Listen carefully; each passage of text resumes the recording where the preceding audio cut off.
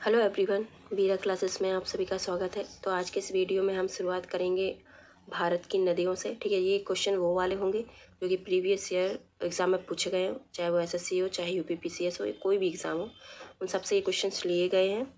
ठीक है, तो ये नदियों से संबंधित क्वेश्चन है और क्योंकि ये टॉपिक आपके यूपी पीईटी में है, इसलिए हमने इसके क्वेश्चंस को यहाँ पर रखा हुआ है। ठीक है, तो आप सिलेबस ज़रूर देख लीजिए, उससे पूछा गया है भारत की नदियों से संबंधित क्वेश्चन भी और विश्व की नदियों से संबंधित क्वेश्चन, ये दोनों में से किसी से भी आ सकता है क्वेश्चन, तो हम दोनों ही करेंगे आज हम, लेकिन भारत की नदियों से संबंधित क्वेश्चन करेंगे। तो फर्स्ट क्वेश्चन है, जब नदी मैदानी क्षेत्र में प्रवेश करती है तो वह मोड़दार मार्ग पर बहने लगती है, जिसे कहा जाता है। तो जब नदियाँ हिमालय से होकर या पहाड़ों से होकर नीचे की ओर आती है मैदान में, तो वो क्या करती है, इस तरीके से मोड़दार मार्ग से बहती है। ठीक है, तो इस मार्ग को क्या कहते हैं, ये जो मोड़दार है इसको क्या कहते हैं, मोड़, वक्रता, वक्र या विषर्प। तो इसका राइट आंसर क्या हो जाएगा, तो इसका राइट आंसर है डी, विषर्प। ठीक है, डी विषर्प। ये पूछा कब कब गया है, SSCGL 2017 का क्वेश्चन है। ठीक है, तो इसका राइट आंसर हो जाएगा डी, विषर्प। ठीक है, सेकंड क्वेश्चन है, नदी की तरुणावस्था में कौन सी प्रक्रिया होती है। नदी की तरुणावस्था में कौन सी प्रक्रिया होती है, घाटी को चौड़ा करना, घाटी का कायाकल्प करना, घाटी को गहरा करना, या डी, टेढ़े मेढ़े बहना। तो जब नदी तरुणावस्था में आती है तो कौन सी प्रक्रिया करती है, तो इसकी प्रक्रिया होती है घाटी को गहरा करना। ठीक है, घाटी को गहरा करना, तो सी इसका राइट आंसर हो जाएगा, सी इसका राइट आंसर सही है। ठीक है, तो ये ऑप्शन जो है सी सही है। अगला है, ये पूछा कब गया है, SSCGL 2016 का क्वेश्चन है। थर्ड क्वेश्चन है, तरुणावस्था में नदी अपर्दन का विशिष्ट लक्षण निम्नलिखित में से कौन सा है। जब नदी तरुणावस्था में होती है तो नदी अपर्दन का एक अलग ही लक्षण होता है, तो उसे क्या कहा जाता है। ठीक है, तो ए है चाप झील, महाखड्डगार्ज, सी है अंतर्घाटी, डी है कटा किनारा, या फिर कट बैंक। तो इसका राइट आंसर क्या हो जाएगा, जब नदी तरुणावस्था में होती है तो उससे जो नदी का अपर्दन होता है उसको क्या कहा जाता है, महाखड्ड यानी गार्ज। तो इसका राइट आंसर हो जाएगा बी। ठीक है, बी इसका राइट आंसर है। फोर्थ क्वेश्चन है, किसी नदी की अधिकतम अपरदनकारी शक्ति का संबंध किससे होता है। ठीक है, किसी नदी की अधिकतम अपरदनकारी शक्ति का संबंध किससे होता है, बी गोखरों, ए गोखरों, बी विसर्पों, सी अंतर्ग्रथित पर्वत प्रक्षेप, या डी वी आकार की घाटी। तो नदी की जो अधिकतम अपरदनकारी शक्ति है या नदी से जो सबसे ज़्यादा अपरदन होता है उससे किसका संबंध होता है, इसका राइट आंसर हो जाएगा बी, डी, वी आकार की घाटियों से। ठीक है, इस टाइप की जो घाटियाँ होती हैं जहाँ से पानी बहता है, तो इस प्रकार की घाटियाँ क्या करती है, सबसे ज़्यादा अपरदन करती हैं। फिफ्थ क्वेश्चन है, बाढ़ के दौरान नदी चैनल के किनारों के साथ बने चौड़े एवं नीचे किनारबंदी को क्या कहा जाता है, डेल्टा, तटबंध, बाढ़ क्षेत्र, या फिर टीला। तो इसका राइट आंसर क्या हो जाएगा, जो नदी होती है इसके किनारों किनारों पर यानी यहाँ पर और यहाँ पर चौड़े और नीचे किनारबंदी होती है, तो उसको क्या कहा जाता है, तटबंध। ठीक है, बी इसका राइट आंसर हो जाएगा। ये SSCGL 2016 का क्वेश्चन है। सिक्स क्वेश्चन है, जल निकास प्रतिमान जिसमें सहायक नदियाँ लंबवत मिले वह क्या कहलाता है। जल निकास प्रतिमान जिसमें जो सहायक नदियाँ लंबवत मिलती हैं, इस तरीके से लंबवत मिलती हैं, उसे क्या कहा जाता है, ए द्रुमाकृतिक, बी जाली या फफरी, सी आयताकार, या डी त्रिज्यीय। ठीक है, तो इसका राइट आंसर क्या हो जाएगा, इस तरीके से कभी कभी मिलती है तो एक क्या होता है, यहाँ से भी मिल गई, यहाँ से भी मिल गई। ठीक है, तो ये क्या एक जाल की तरह काम करती है, तो इसका राइट आंसर हो जाएगा बी, जाली या फफरी। ठीक है, जल निकास प्रतिमान जिसमें सहायक नदियाँ लंबवत मिले, कहीं से भी मिल सकती है लंबवत, यहाँ से भी मिल सकती है, यहाँ से भी मिल सकती है, तो क्या होता है, एक जाल बन जाता है। ठीक है, तो जाली कहते हैं इसको।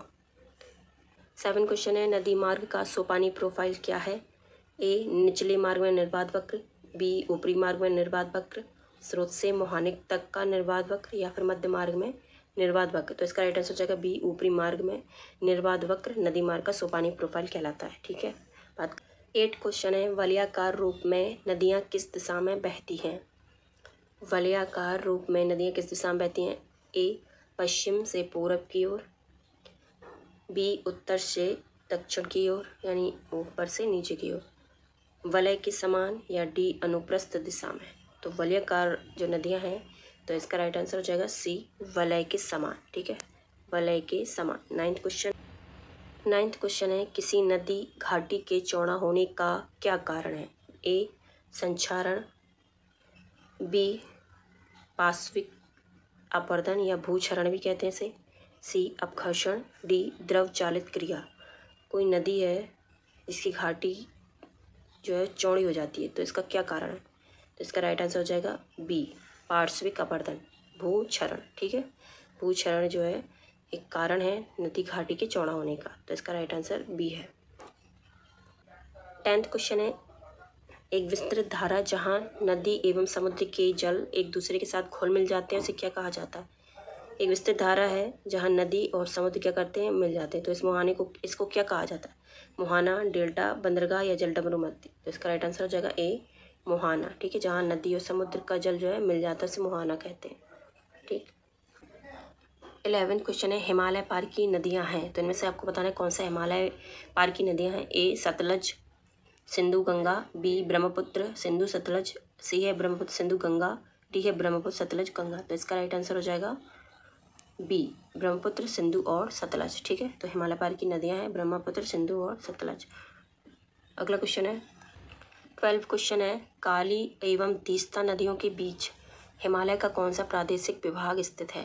ठीक है, काली एवं तीस्ता के बीच कौन सा हिमालय आता है, कुल मिला के ये पूछा गया है। ठीक है, काली नदी और तीस्ता नदियों के बीच का हिमालय का नाम बताना है। ए पंजाब हिमालय, बी नेपाल हिमालय, सी असम हिमालय या फिर डी कुमायूं हिमालय। तो इसका राइट आंसर क्या हो जाएगा? बी नेपाल हिमालय। ठीक है, बी नेपाल हिमालय जो है काली नदी और तीस्ता नदी के बीच का हिमालय है। ठीक है, अगला क्वेश्चन है 13 क्वेश्चन है, भारत के उत्तरी मैदान 3 प्रमुख नदी प्रणालियों से बने हैं, जिसमें सिंधु, गंगा और तीसरा कौन है, ये आपको बताना है। ए ब्रह्मपुत्र, बी कृष्णा, सी कावेरी, डी महानदी। तो आपको पता होगा, ये तो बहुत फेमस क्वेश्चन है कि उत्तरी मैदान जो है वो 3 प्रमुख नदियों से मिलकर बनता है। एक तो हो गया सिंधु, दूसरा गंगा, तीसरा होता है ब्रह्मपुत्र। ठीक है, तो सिंधु, गंगा और ब्रह्मपुत्र नदियों से मिलकर उत्तरी मैदान जो है वो बनता है। अगला क्वेश्चन है 14 क्वेश्चन है, ब्रह्मपुत्र नदी निम्नलिखित में से किस हिमनद से निकलती है, यानी ग्लेशियर से निकलती है? ब्रह्मपुत्र नदी किस ग्लेशियर से निकलती है? ए सियाचिन, बी गंगोत्री, सी यमुनोत्री, डी चेमा युंगडोंग। तो इसका राइट आंसर हो जाएगा डी चेमा युंगडोंग। ठीक है, 15 क्वेश्चन है, निम्नलिखित में से कौन सी नदी को शांगपो भी कहा जाता है? ए कृष्णा, बी गोदावरी, सी गंगा, डी ब्रह्मपुत्र। तो इसका राइट आंसर क्या हो जाएगा? ब्रह्मपुत्र। ठीक है, तो ब्रह्मपुत्र नदी को शांगपो नदी भी कहते हैं और ये चेमा योंगडोंग ग्लेशियर से निकलती है। अगला क्वेश्चन है 16 क्वेश्चन है, ये सेम वही क्वेश्चन है, बस थोड़ा सा इसको घुमा दिया गया है। 15 क्वेश्चन जो अभी हमने करवाया ना, जैसे उसी जैसे ही सवाल है, पर ये इसको थोड़ा घुमा के पूछा गया। ठीक है, तो 16 क्वेश्चन में पूछा गया था कि तिब्बत में किसका दूसरा नाम शांगपो है। तो इसका राइट आंसर हो जाएगा, इसका क्या होगा, कोशी, गंडक, ब्रह्मपुत्र या गंगा। तो इसका राइट आंसर हो जाएगा सी ब्रह्मपुत्र। ठीक है, तो ये 15 जैसे क्वेश्चन है, बस इसको थोड़ा सा घुमा के पूछा गया था। ठीक है, 17 क्वेश्चन है, अरुणाचल प्रदेश में प्रवेश करने पर ब्रह्मपुत्र नदी को किस नाम से जाना जाता है या संबोधित किया जाता है? अरुणाचल प्रदेश में प्रवेश करने पर जो ब्रह्मपुत्र नदी है उसे किस नाम से जाना जाता है? ए दिबांग, बी दिहांग, सी सुबनश्री या डी धनश्री।